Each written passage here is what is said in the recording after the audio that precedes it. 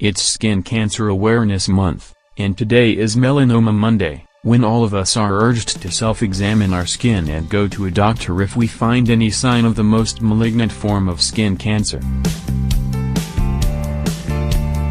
More people are diagnosed with skin cancer each year than all other cancers combined. 1 in 5 people will develop skin cancer by age 70.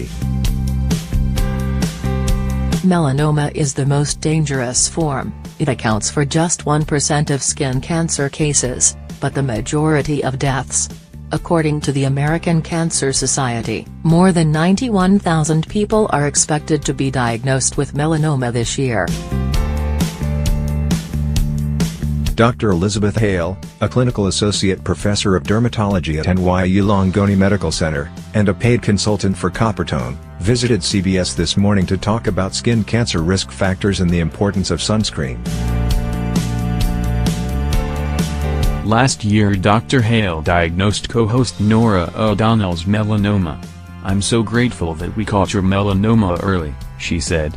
"You had many of the risk factors. You grew up in Texas, where it was very sunny. You probably did not wear enough sunscreen growing up. You even told me that you visited indoor tanning beds before prom and things like that. Indoor tanning is a big risk factor."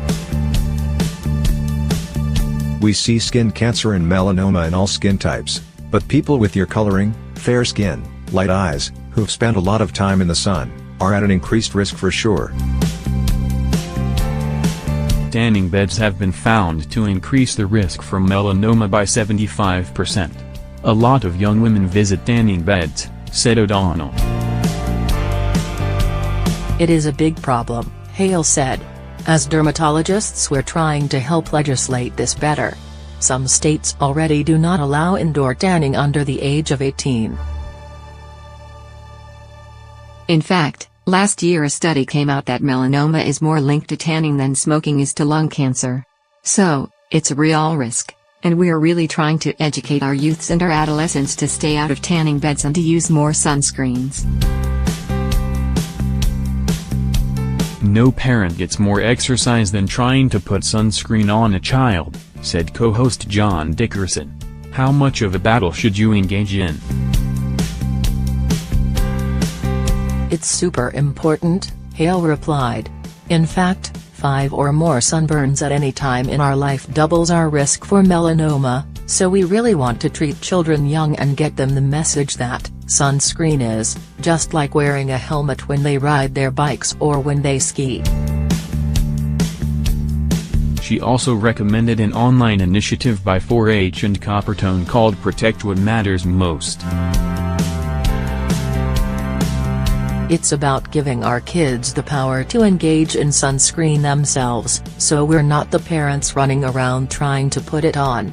And for my children it's also important to teach them to stay in the shade when possible and to keep sun protective clothing on, hats, sunglasses. All of these things can help minimize our risk." For sunscreen, Hale advised, look for SPF 30 or higher. Ideally sunscreens that say broad spectrum, which mean they protect from UVA and UVB rays. Ideally we'll put it on 30 minutes before going outside, an amount, about the size of a shot glass to cover your whole body. And reapply, if we're sweating or swimming, we want to reapply ideally every 2 hours. Now that the weather is finally nicer, and in the summer, when it's sunny outside, I do put it on my children every day, even before school. In the winter, I use it myself every day for many reasons. But the kids, it's a struggle. But definitely now that the weather is warmer, we should get them and empower them to use sunscreen early.